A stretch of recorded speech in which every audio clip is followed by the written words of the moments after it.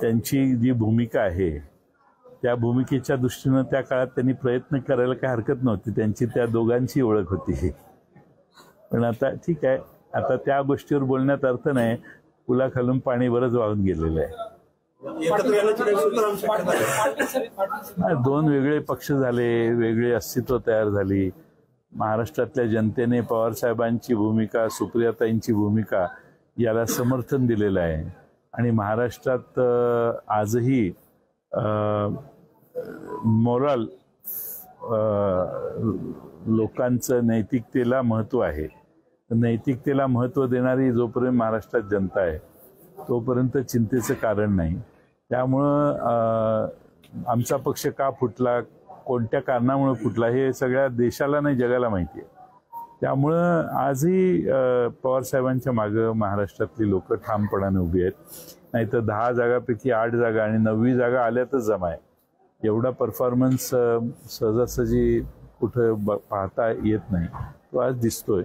बाहेर बरीच शेकडो माणसं दार वाजवत आहेत, आत येण्याचा प्रयत्न करतायत. बाजीप्रभू देशपांडे थकलेले आहेत, खिंड लढवणारे. त्यामुळे आपली परवानगी असेल तर आपण विधानसभेच्या निवडणुकीमध्ये महाविकास आघाडीला जागा मिळू शकते. 175, 172 ते 175च्या वर जाईल आमचा आकडा.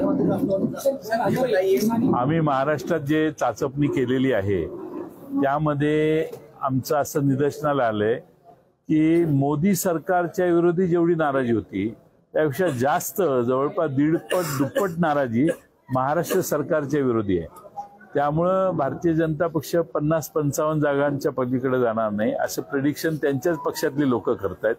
आणि त्यांचे जे 2 मित्र पक्ष आहेत त्यांच्याबद्दल मी काही उल्लेख करणं योग्य नाही. त्यामुळं महाराष्ट्रात फार चांगला परफॉर्मन्स महाविकास आघाडीचा राहणार आहे.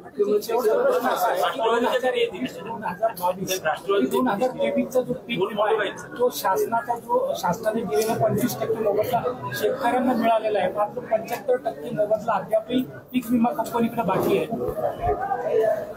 25% बऱ्याच ठिकाणी मिळालेला नाही अशा तक्रारी आहेत. पण उरलेला रक्कम मिळणं अपेक्षित आहे. आता